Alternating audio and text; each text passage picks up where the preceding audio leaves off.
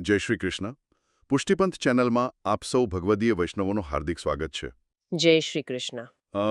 ક્યારે આપ સૌને એવો વિચાર આવ્યો છે કે આપણે કોઈ દિવ્ય અસ્તિત્વને, કોઈ અલૌકિક સ્વરૂપને શબ્દોમાં કેવી રીતે બાંધી શકીએ?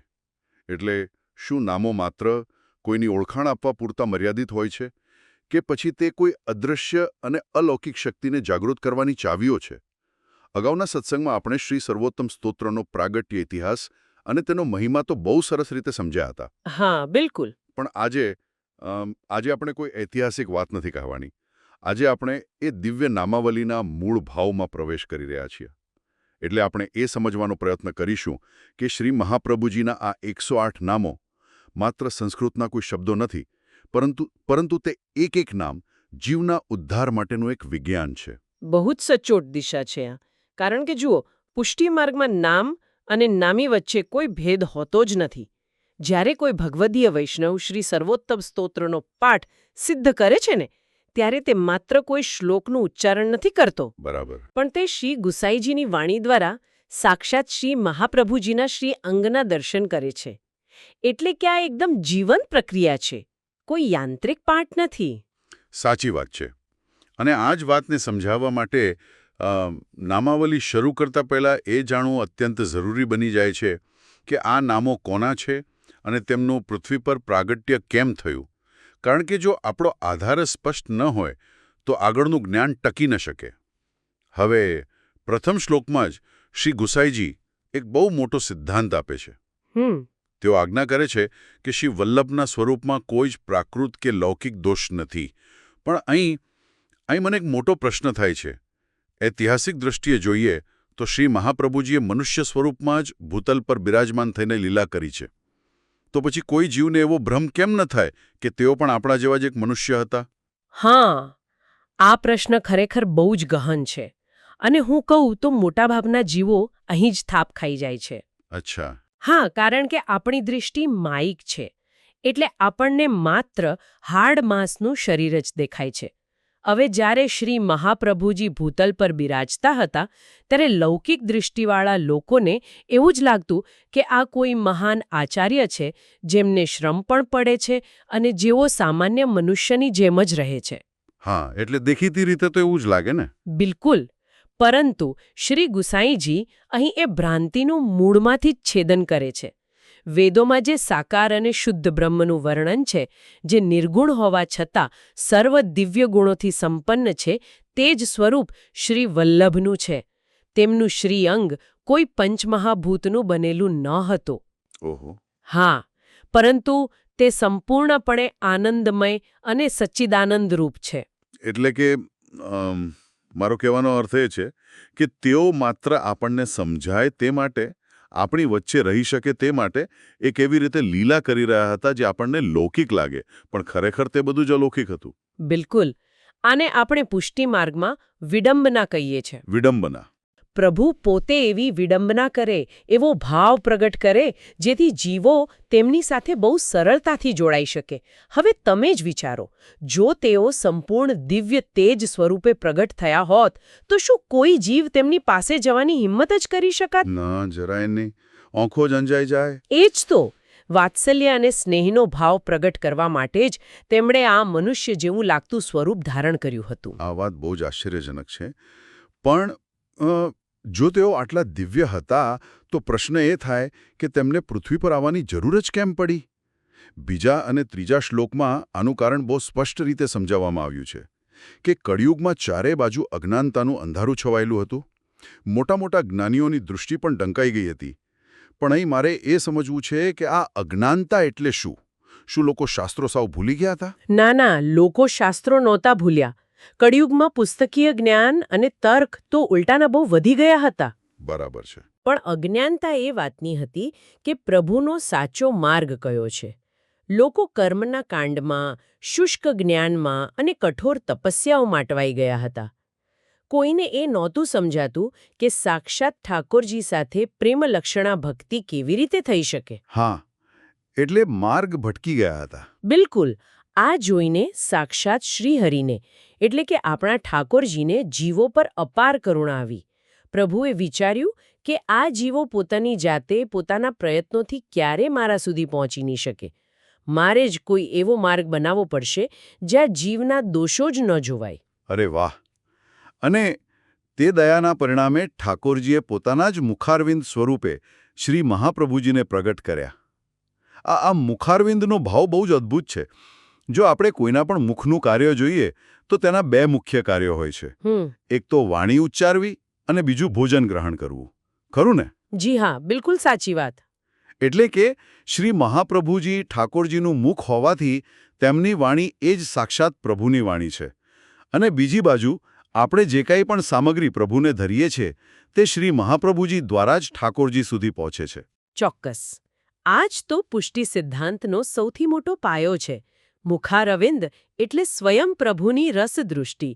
કોઈ પણ જીવ સીધો ઠાકોરજીને ભોગ નથી ધરી શકતો, પણ જ્યારે તે શ્રી મહાપ્રભુજીના શરણે જઈને બ્રહ્મ સંબંધ લઈને સામગ્રી ધરાવે છે ને, ત્યારે તે સામગ્રી સીધી પ્રભુના મુખારવિંદમાં પહોંચે છે. આટલી ગહનતા સમજ્યા પછી હવે આપણે ચોથા શ્લોક પર આવીએ. અહીં શ્રી ગુસાઈજી એક ચિંતા વ્યક્ત કરે છે જે કદાચ આપણા જેવા સામાન્ય જીવોના મનની ચિંતા છે. આટલું અલૌકિક સ્વરૂપ આપણી આ સીમિત બુદ્ધિમાં કેવી રીતે સમાય? સાચી વાત છે. અને તેથી જ તેઓ શ્રી મહાપ્રભુજીના 108 નામો પ્રગટ કરે છે.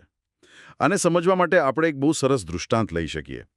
જેમ જેમ મધ્યાહનનો સૂર્ય તપતો હોય, બરાબર બપોરનો સમય હોય, ત્યારે તેની સામે નરી આંખે સીધી નજર કરવી કોઈ પણ માટે અશક્ય છે. હા, આંખો જ કામ ન કરે. બિલકુલ.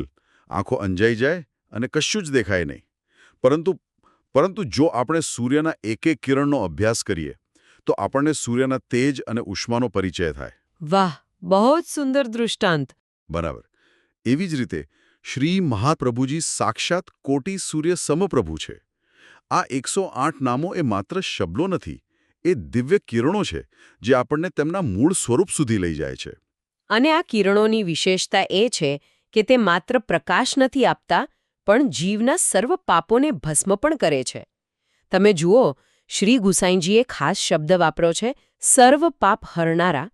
એટલે કે આ નામોનું માત્ર સ્મરણ કરવાથી જીવના એવા પ્રતિબંધો તૂટી જાય છે જે તેને પ્રભુ તરફ જતા રોકી રહ્યા હોય. અદ્ભુત. આ પૂર્વ ભૂમિકા પછી 5મા અને 6ઠ્ઠા શ્લોકમાં ન્યાસ અને ફળશ્રુતિ આવે છે. એટલે કે આ સ્તોત્રનો પાઠ સિદ્ધ કરવાનું શું ફળ છે? અહીં શ્રી ગુસાઈજી આજ્ઞા કરે છે કે આ સ્તોત્રના ઋષિ તેરો પોતે છે અને દેવતા શ્રી મહાપ્રભુજી છે. અને જે વૈષ્ણવ આ સ્તોત્રનો નિત્ય પાઠ સિદ્ધ કરે છે તેને શ્રી કૃષ્ણના ભગવદ રસની પ્રાપ્તિ ચોક્કસ થાય છે. જી.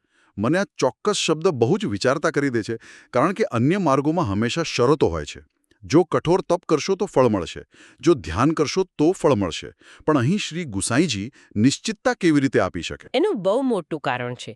કારણ કે અન્ય માર્ગોમાં આધાર જીવના પ્રયત્નો પર છે, અને જીવ તો હંમેશા અપૂર્ણ જ હોય છે, એટલે તેનું ફળ પણ અનિશ્ચિત હોય છે. બરાબર છે. જ્યારે પુષ્ટિ માર્ગમાં આધાર જીવની લાયકાત પર છે જ નહીં. આધાર માત્ર પ્રભુની કૃપા અને શ્રી મહાપ્રભુજીના આશ્રય પર છે. ઋષિ તરીકે શ્રી ગુસાઈજીએ સ્વયં પોતાની શક્તિ આ નામોમાં મૂકી છે. આ કોઈ સામાન્ય વચન નથી. આ પુષ્ટિ માર્ગનો સૌથી મોટો દસ્તાવેજ છે. હા. જો અનન્ય ભાવથી અને શરણાગતિ સ્વીકારીને આ પાઠ સિદ્ધ કરવામાં આવે ને, તો ઠાકોરજીને એ જીવનો અંગીકાર કરવો જ પડે છે, કારણ કે આ શ્રી મહાપ્રભુજીની વાણીનો પ્રભાવ છે. આ ગેરંટી સમજ્યા પછી ખરેખર હૃદયમાં એક અનોખી દૃઢતા આવી જાય છે.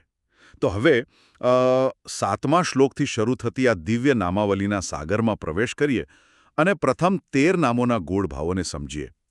નામાવલીની શરૂઆત થાય છે આનંદ નામથી. શ્રી મહાપ્રભુજી સ્વયં આનંદરૂપ છે. જુઓ, સામાન્ય જગતમાં આપણે જેને આનંદ કહીએ છીએ તે માત્ર ભૌતિક સુખ છે જે હંમેશા દુઃખ સાથે જોડાયેલું હોય છે. સાચી વાત.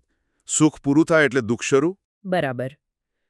પરંતુ શ્રી મહાપ્રભુજી જે આનંદ સ્વરૂપ છે તે સચ્ચિદાનંદનો અંશ છે.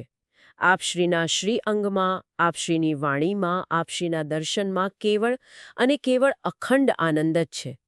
જ્યાં આપશ્રી બિરાજે છે ત્યાં ક્લેશ કે માયાનો પ્રવેશ થઈ જ નથી શકતો. અને આ આનંદ માત્ર તેમના પૂરતો સીમિત નથી રહેતો. તરત જ બીજું નામ આવે છે પરમાનંદ. એટલે કે તેઓ શરણે આવેલા જીવોને પણ પરમ આનંદ આપનારા છે. એક પારસમણીની જેમ જે લોખંડને સ્પર્શ કરે તો તેને સોનું બનાવી દે. જી હા, અને આ આનંદ આપવાની પ્રક્રિયા બહુ અદ્ભુત છે. જ્યારે કોઈ દૈવી જીવ આપશ્રીના શરણે આવે છે ને, ત્યારે આપશ્રી તેને બ્રહ્મ સંબંધ દ્વારા સીધા ઠાકોરજી સાથે જોડી દે છે. અને પ્રભુ સાથેના મિલનથી મોટો કોઈ આનંદ હોઈ જ ન શકે. બિલકુલ નહીં. અને ત્રીજું નામ છે શ્રી કૃષ્ણાસ્ય, જેની આપણે અગાઉ પ્રાગટ્યના હેતુમાં જ ઊંડાણપૂર્વક ચર્ચા કરી લીધી કે તેઓ સાક્ષાત શ્રી કૃષ્ણનું મુખારવિંદ છે. તેથી આપણે સીધા ચોથા નામ તરફ જઈએ. કૃપાનિધિ. તેઓ કૃપાના સાગર છે. પણ કૃપા તો ઘણા લોકો કરતા હોય છે. આ નામને આટલું વિશેષ કેમ માનવામાં આવે છે? વામાં જ આવતા નથી. હવે કળિયુગનો જીવ દોષોથી ભરેલો હોય તે તો સ્વાભાવિક છે. એમાં કોઈ શંકા જ નથી. જો આપશ્રી જીવના ગુણ દોષનો હિસાબ કરવા બેસે તો કોઈનો જ ઉદ્ધાર ન થઈ શકે. પરંતુ આપશ્રી બસ માત્ર જીવની દીનતા જુએ છે. બસ જીવ એકવાર એમ કહે કે હું આપનો છું, એટલે આપશ્રી અસીમ કૃપા વરસાવે છે. અને આ કૃપા માત્ર એક જગ્યાએ બેસીને નથી કરી. પાંચમું નામ છે દૈવોદ્ધાર પ્રયત્નાત્મ, એટલે કે દૈવી જીવોનો ઉદ્ધાર કરવા માટે તેઓ સતત પ્રયત્નશીલ રહ્યા છે. આ નામ સાંભળીને ખરેખર રૂમાડા ઊભા થઈ જાય. આપશ્રીએ ખુલ્લા ચરણે સમગ્ર ભારતવર્ષની 3 વાર પૃથ્વી પરિક્રમા કરે. નદીઓ, પહાડો, જંગલો ખૂંદી વળ્યા. શા માટે? હા, શા માટે આટલો શ્રમ લીધો? શું પોતાના કોઈ સ્વાર્થ માટે? બિલકુલ નહીં.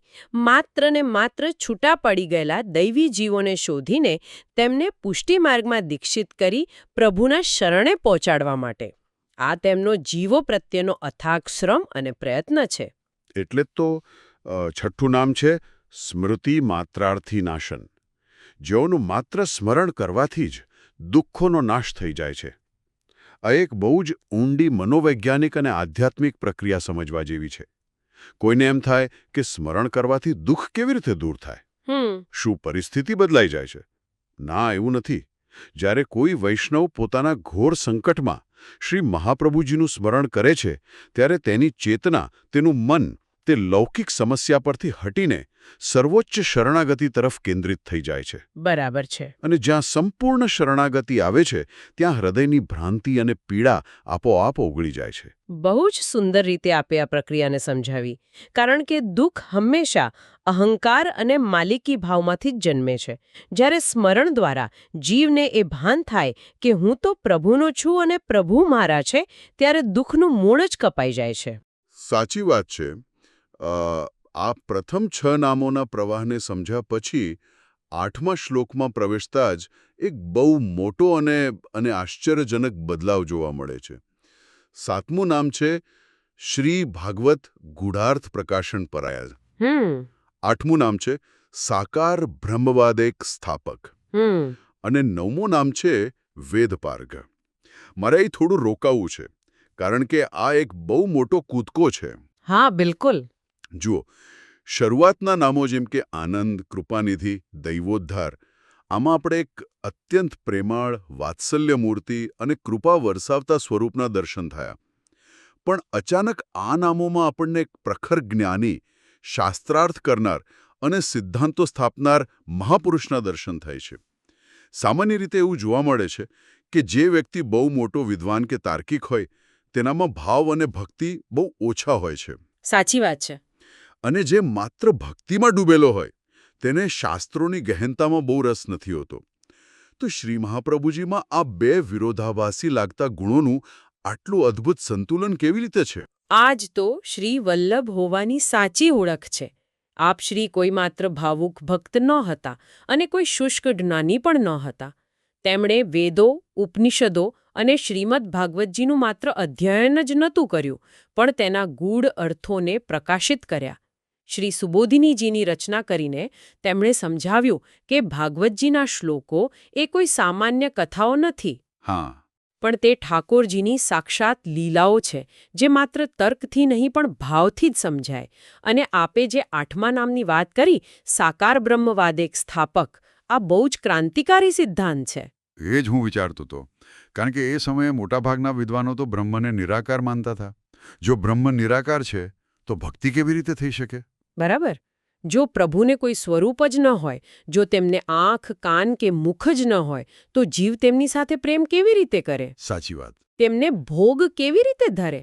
તેમને સુંદર શણગાર કેવી રીતે ધરાવે? નિરાકાર બ્રહ્મની માત્ર કલ્પના થઈ શકે, પણ તેની સાથે કોઈ સંબંધ ન બાંધી શકાય. શ્રી મહાપ્રભુજીએ વેદોના આધારે જ પુરવાર કર્યું કે નિરાકાર માનીને આપણે પ્રભુની સર્વશક્તિમત્તા પર એક મર્યાદા બાંધી રહ્યા છીએ.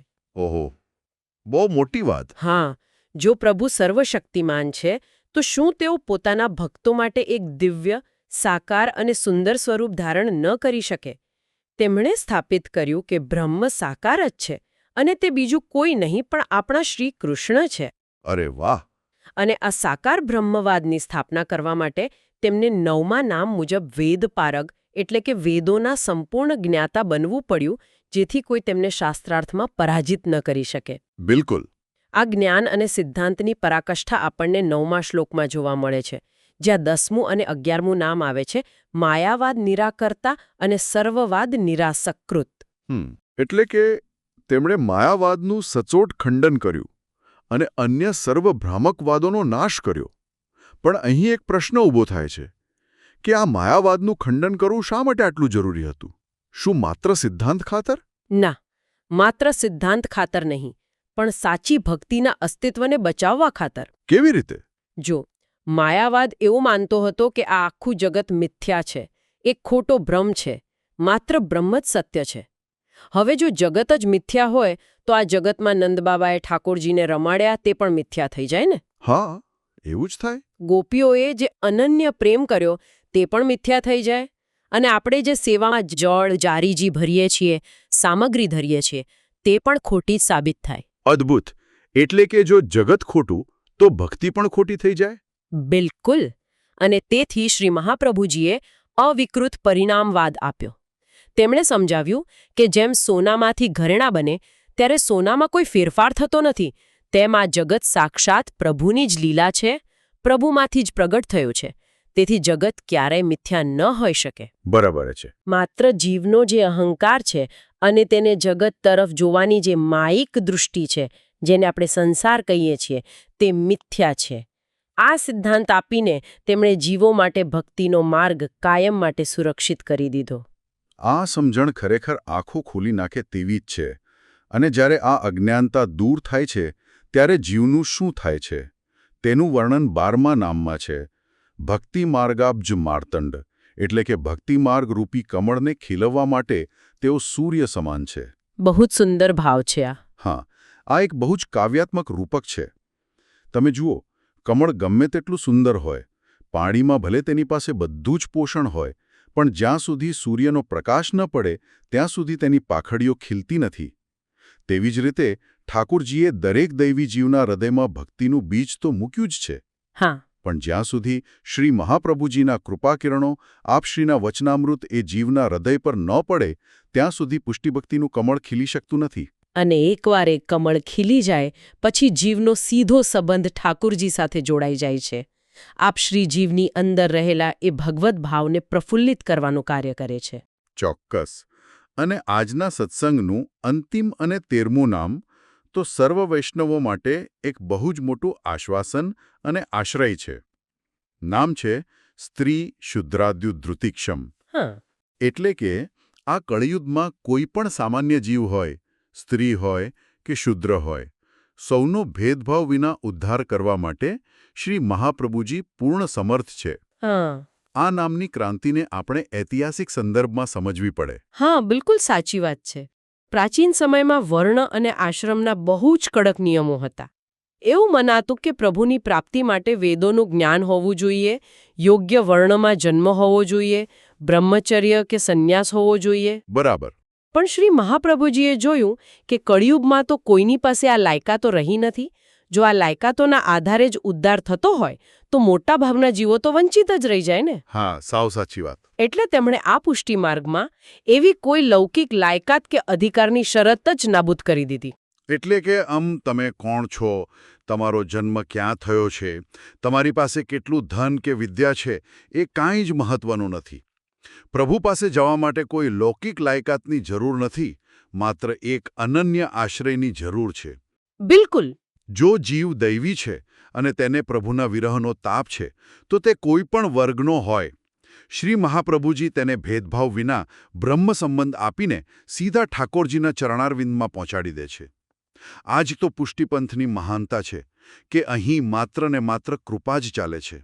સાચી વાત છે. અને હવે જ્યારે આપણે આજના સત્સંગને વિરામ તરફ લઈ જઈ રહ્યા છીએ ત્યારે હું આપ સૌ ભગવદીય વૈષ્ણવને એક બહુ જ ઊંડા વિચાર સાથે છોડવા માંગુ છું. હા, ચોક્કસ જણાવો ને. આપણે આજે શ્રી સર્વોત્તમ સ્તોત્રના નામોનો અને શ્લોકોનો મહિમા સાંભળ્યો, પણ હવે જ્યારે તમે કાલે સવારે ઉઠીને ઠાકોરજીની સેવામાં પહોંચો, જ્યારે તમે તેમના માટે અત્યંત પ્રેમથી સામગ્રી સિદ્ધ કરવા બેસો અથવા પ્રભુને સુંદર શૃંગાર ધરો, ત્યારે એક ક્ષણ માટે આંખો બંધ કરીને વિચારજો. શું વિચારવાનું છે? વિચારજો કે તમે જે શ્રી સર્વોત્તમ સ્તોત્રનો પાઠ કરો છો તેનું પ્રત્યેક નામ માત્ર સંસ્કૃતનો કોઈ શબ્દ નથી. એ નામો એ સાક્ષાત શ્રી મહાપ્રભુજીની ઉપસ્થિતિ છે. અરે વાહ! જ્યારે તમે ઝારીજી ભરો છો ત્યારે સ્વયં કૃપાનિધિ તમારી સાથે ઊભા છે. જ્યારે તમે શૃંગાર કરો છો ત્યારે પરમાનંદ સ્વરૂપ તમારી સેવાની સ્વીકૃતિ કરી રહ્યા છે. આ તો સેવાનો આખો ભાવ જ બદલી નાખે એવી વાત છે. આ નામો તમારી નિત્ય સેવામાં તમને સતત માર્ગદર્શન આપી રહ્યા છે, તમારી સેવાને પુષ્ટ કરી રહ્યા છે. આ શ્લોકોને માત્ર કંઠમાં જ નહીં, સેવાની પ્રત્યેક ક્રિયામાં ઉતારવાનો પ્રયાસ કરજો. કેટલી સુંદર અને હૃદયને સ્પર્શી જાય તેવી વાત કહી તમે. આ વિચાર સાથે હવે જ્યારે આપણે સેવા કરીશું ત્યારે સેવાનો એ આનંદ ખરેખર અનેરો અને અનેક ગણો વધી જશે. આગામી સત્સંગમાં આપણે આ જ રીતે આગળના શ્લોકો અને દિવ્ય નામોનો મહિમા શ્રવણ કરીશું. ચોક્કસ. આ પુષ્ટિપંથ વિડિયો દ્વારા મારો આ એક નાનકડો નમ્ર પ્રયાસ હતો કે હું આપ સૌ વૈષ્ણવો સાથે આ જ્ઞાન શેર કરું. જો મારાથી કોઈ ભૂલ થઈ હોય તો મને ક્ષમા કરશો અને કોમેન્ટ્સમાં જણાવશો, જેથી આપણે સુધારો કરી શકીએ. આ વિડિયો કૃપા કરીને વોટ્સએપ પર શેર કરો, જેથી અન્ય વૈષ્ણવો પણ આ જ્ઞાન મેળવી શકે. અને કૃપા કરીને નીચે કોમેન્ટ કરો અને સૂચવો કે અમારે અમારા આગામી વિડિયોમાં કયો વિષય કવર કરવો જોઈએ. જય શ્રી કૃષ્ણ. જય શ્રી કૃષ્ણ.